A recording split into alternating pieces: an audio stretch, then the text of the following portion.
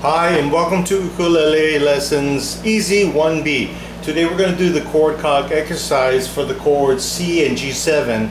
Also, if you haven't had a chance to learn the chords C and G7, this is your chance to learn it. Before we do two songs coming up long ago in Buffalo Gals, which basically have these two chords through the entire songs, both songs. Here we go. So, first song is C. First chord is C. You notice that the third finger is on the third fret on the bottom, as such. Okay.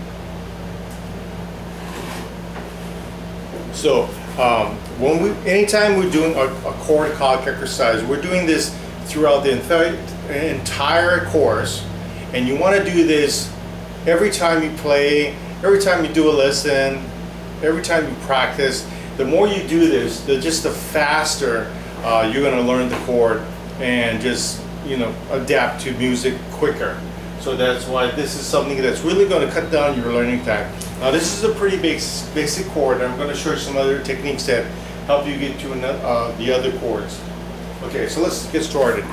Let's try it together. Basically, the chord calc exercise is always done like this. You make the chord, find the fingering, make the chord. So you can see we're making a C chord on the third fret there. And what you're doing is you're pressing, and then you're relaxing, but you're still touching the strings. Pressing and relaxing, but you're still touching the strings. Pressing and relaxing. Okay, and now notice, look at it. Look at your left hand. Don't look at my fingers. Look at your left hand and picture it in your mind. See how it's, take a mental snapshot of what it looks like. Press, relax. Okay, now what you want to do is you want to close your eyes and picture your hand in your mind. Press. Now you want to lift your finger off the strings just a little bit, not too much. Okay, press, lift off the strings just a little bit, not too much. Press, lift your finger off the strings just a little bit. Press down, open your eyes, and you should be making a C chord. If you did that successfully, you're on the C chord. You're able to see the C chord in your mind. You're able to picture how it feels on your finger and how it feels on the fretboard as you play press down on the ukulele.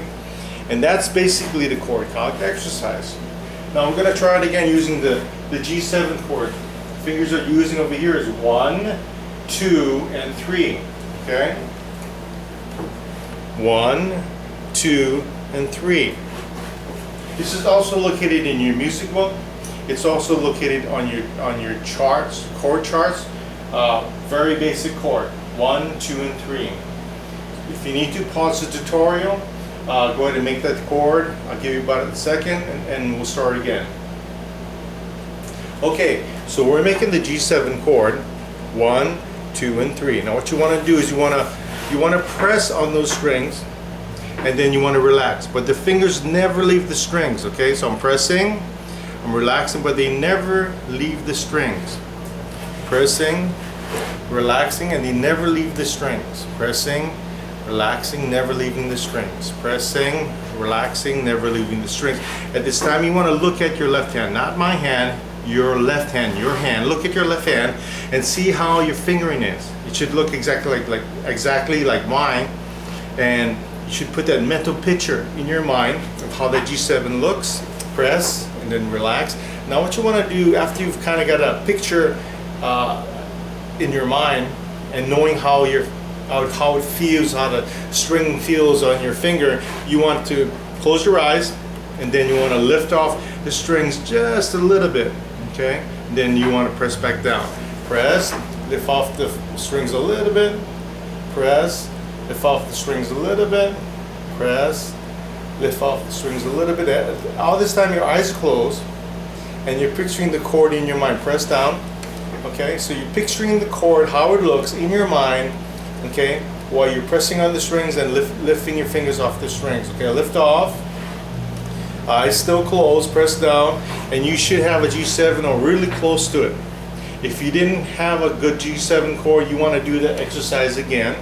Okay, and as you'll notice, the more you do it, the easier it becomes in doing this chord calc exercise. So this is what you want to do when you are doing the chord cog exercise. Now here's a little technique that you can do when change between chords. Anytime you're playing a song and you're noticing the chords when you're previewing the music, look for ways that you can get to the next chord. For instance, in the upcoming song that we're going to be playing, it's only 2 chords, C and G7. You notice that the C is the third finger is here. You also notice the third finger there. Okay? So already you can slide that third finger, and keep in mind that that third finger really never ever has to leave the string. The other fingers just learn to adapt. So here's a C chord. When I make a G7, I'm going to slide this finger down 1 fret and bring these 2 fingers above. When I go back to the C chord, I'm going to take these 2 fingers off and slide back up to the C. Once again, because my third finger is located here and also located here for the G7, my third finger never has to leave the string. So it acts kind of like I call it like a wheel on a railroad track of a train. So it just follows the track. Okay, so it never has to leave. Once again, C.